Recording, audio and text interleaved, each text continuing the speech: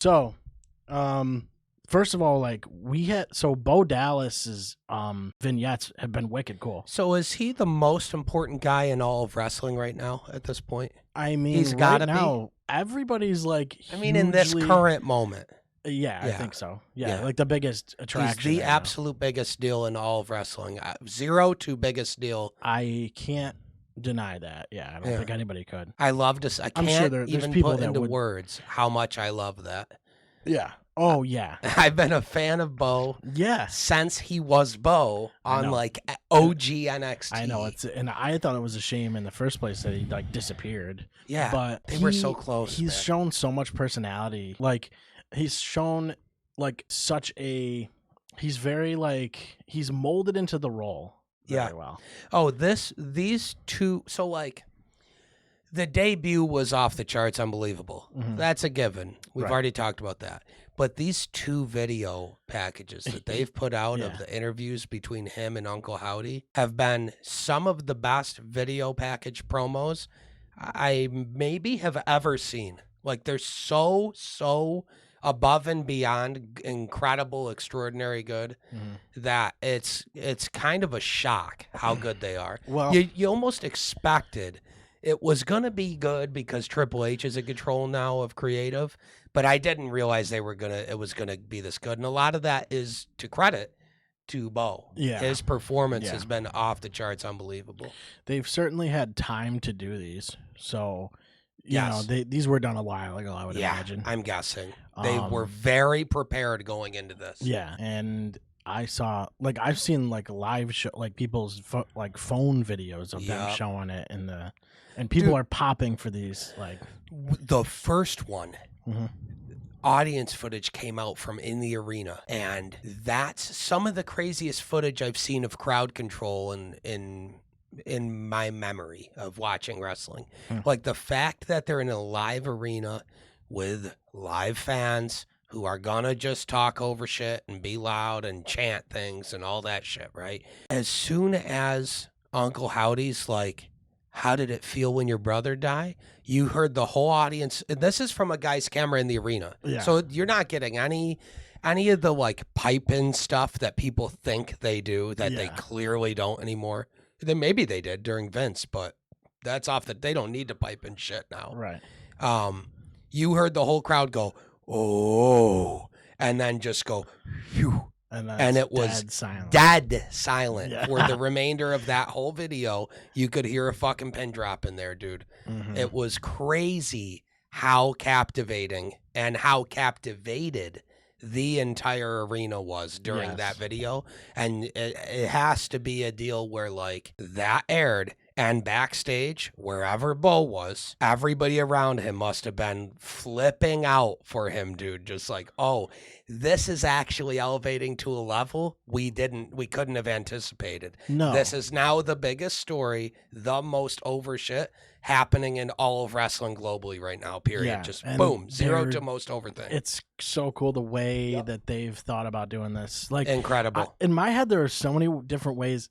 Like I was always wondering if like maybe they had like Bo Dallas show up for some match, like return, right? And then you watch him in person turn into this. They may still show Bo. But now, it looks like, because they're referring to him as Bo Dallas. Yes. They're not saying Taylor Rotunda or anything. They're referring to him as Bo because they're not people calling him a did Wyatt. learn who he was as Bo, right? Yes. So I get just going, fuck it, let's call him Bo Dallas. And people know that he's the brother and all that. They know the story. Yeah. So you don't have to dumb it down for the fans. Sure. They know. Sure. Having said that, the second video, it definitely felt like, and I don't think it feels like it. I think it's pretty definitive, honestly. They made it so you know for a fact they are the same person, and he's having a conversation in his own mind. Yeah. He's basically having a sit down with his own demon. What this really showed me is how well incredible. He understands the character already. Oh yeah, my God, yeah. He's so locked in, dude. You know, because this was a character that was already supposed to happen. So like, oh yeah, they already had the idea for all this. What's crazy to me, and I don't want to speak too soon on it. I guess it'll remain to be seen. But up to this point, the like the build up with the QR codes and stuff, that's cool. That stuff's cool.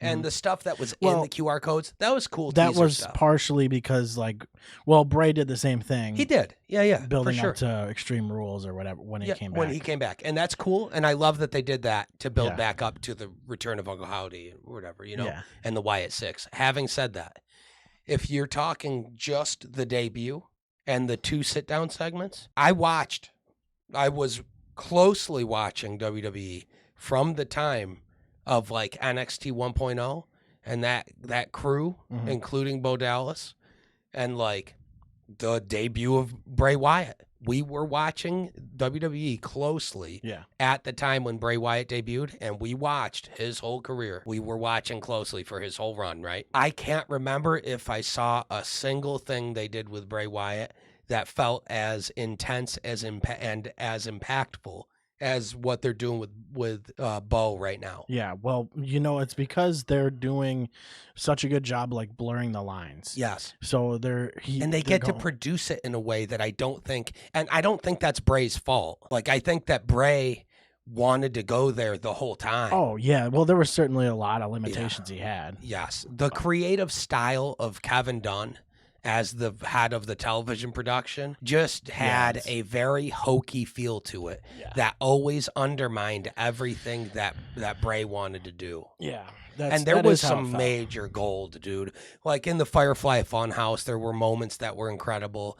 And the debut build-up. The Cena match was cool as hell. That was very cool. Very cool. And then they couldn't have ever. You think about it this way too. They couldn't have ever done that if it weren't for COVID, because that's the way it came. That's what got them to think about doing a cinematic style match instead.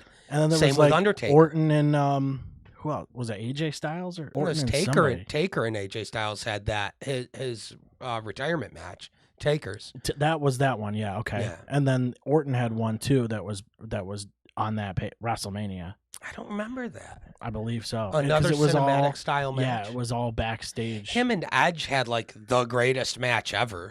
Maybe that's what I'm thinking of. And the match was good, but what the fuck? Just don't call your match the greatest match ever before it happens. Well, don't do that. But yeah. That sounds like a Chris Jericho thing. One of a billion reasons why Vince is gone. That sounds like a thing Jericho would do. Yeah, it's not even close to the major reasons why Vince is gone, but it's one of the reasons we're happy he's gone. As a fan who loves WWE, I want it to be good. I don't care what company's the best or better. That doesn't matter to me. I just want everybody doing maximum quality stuff. The really best they can achieve. It kind of was surprising to me that there was such a pop for the second video where it shows him turning into Howdy. Yes. And there was a huge in-arena pop for that. And everybody, and it's weird because everybody knows that. Yeah. That was already the thing. But it was we were getting to see it. Yeah, it was it's so interesting. So good, dude. And I love the way, and that's and he's being hard about this too. He's going don't you feel this is? They're asking questions that fans were asking, is this exploiting his legacy and shit like that? And you're okay, wow, they're actually going pretty hard on. And this. His answers and response, of course, it's all it's scripted content or whatever. Yeah, it's not like he's answering that question live off the cuff. Right. This is a pre-planned out is segment. The way he feels, but it is, and his answers were. To me, when I watched the first one, my jaw was on the fucking floor. I watched it 5 times. I watched it a dozen times. The night we watched it, I went home and was I've got to watch this over and over again.